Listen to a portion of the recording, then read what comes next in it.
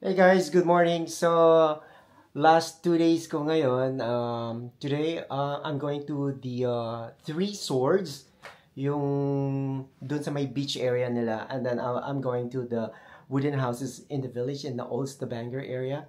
So, we will check later on. Guys, OTD, outfit of the day. Kasi malamig pa rin, umuulan.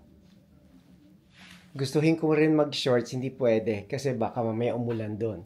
Anyway, see you later. Alright guys, I'm going to the bus stop for Columbus. I'm taking Columbus, going to the Three Swords.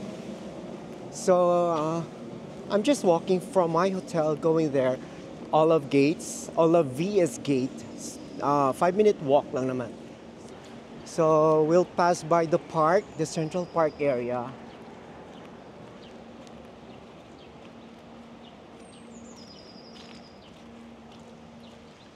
Oh, yes.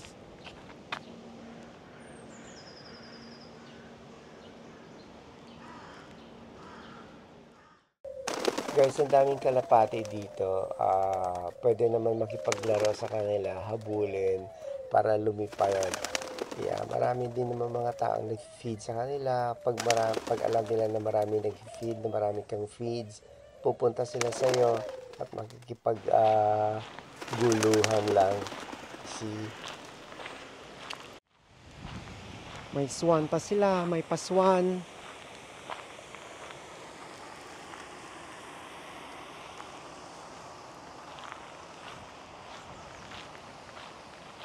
Guys, I'm here just walking along the Central Lake Lake area nila. It's too early, it's just around 7 o'clock in the morning. So, pupunta tayo dun sa bus terminal ko. It's Sunday, tapos walang katao-tao dahil siyempre maaga pa, yung mga tao tulog pa. At, nice one, huh? Yeah, Sunday, walang office. Yeah. Tapos yung mga mall sarado din yan pag Sunday dito. Hey guys, look at this. A group of swan family with their chick early in the morning. Nag-feed sila. Huwag tayo masyadong maingay. Dahan-dahan lang tayo. Huwag natin gulatin. Baka magulat siya at magliparan. At baka bawal dito yan. Yeah.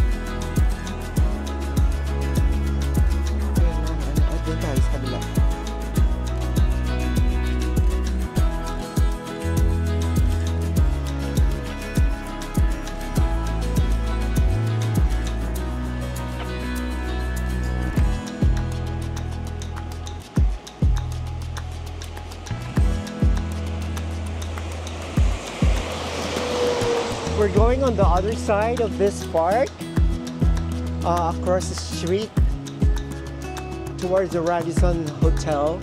So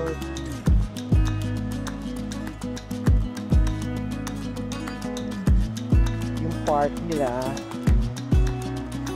and then nasa right side ko yung Radisson Hotel, which is doon ang bus stop ng Columbus.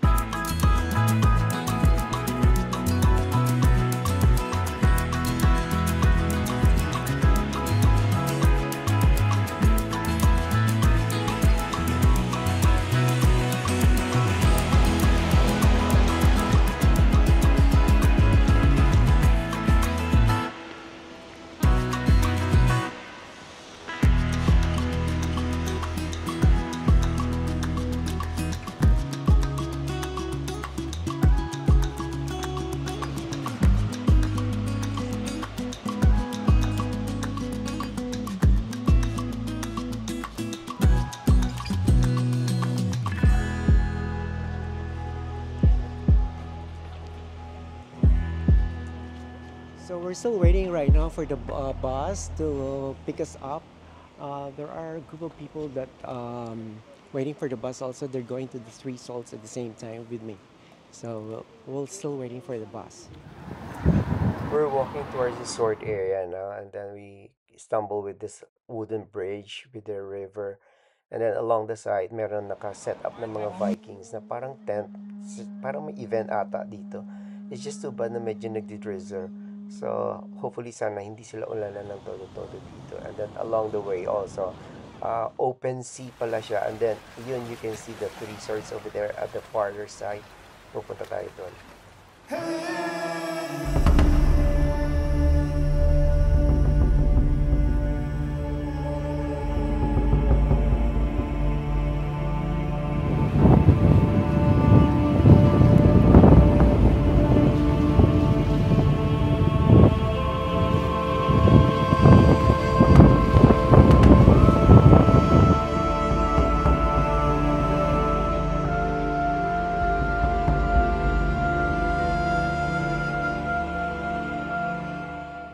So after discovering the history of the three swords and playing myself fun, I went to this outdoor area activity. Ito yung guys, yung geopark na tinatawag nila na yung mga lumang equipment sa gamit nila dati sa oil refinery nila, nilabas nila dito sa park. And then there's a lot of graffiti going on and there's just a lot of different paintings on it.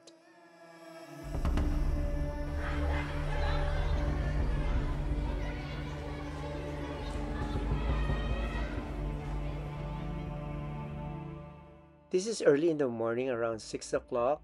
Bumalik ako dito sa Geopark outdoor activity area nila kasi yesterday ang daming tao. So, kailangan bumalik ako dito para ma-shoot by myself. At ako lang mag-isa so far ngayon and which is good dahil magandang outcome dahil walang katao-tao dito at this very moment.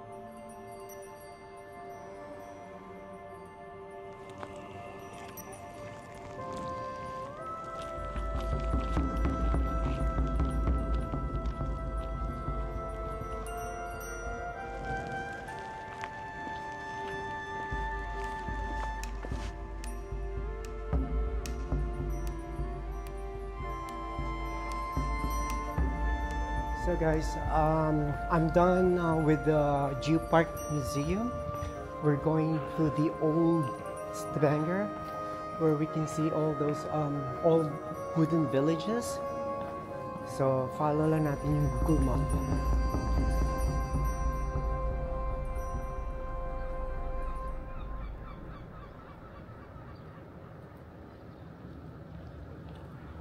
So guys, this is the port area for the cruise ship, the Caribbean Princess. So everybody is going up because I believe they leave at around 3 or 3:30 in the afternoon, going back to their next pit stop.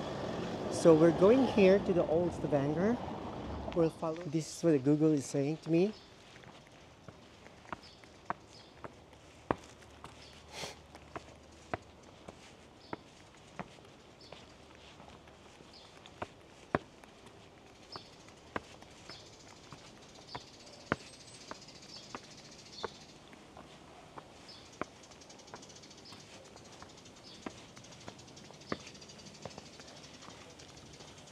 And then we turn right, sabi niya.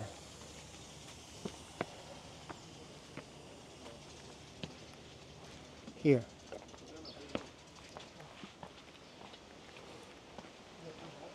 So this is it.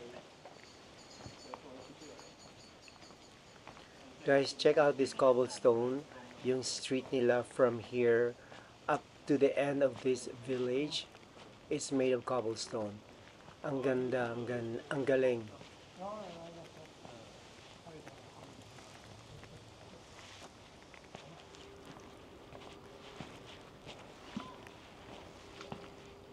So I am actually here in the old village of Stavanger.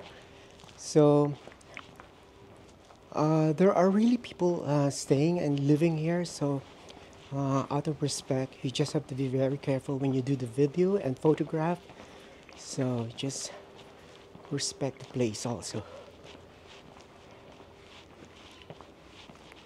Yeah, kasi yesterday I was here actually. Ang daming turista. Usually the tourists coming from the cruise ship, and some of them are in groups and maingay talaga sila. So dapat naman sana maging respectful naman sila sa place.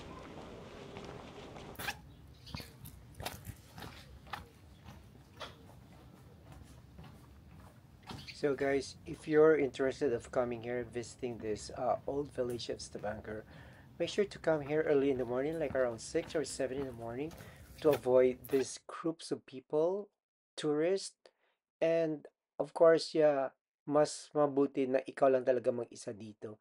Can you see, I'm just alone here. There's just a few, maybe actually, there are people, these people are really the one who's living here.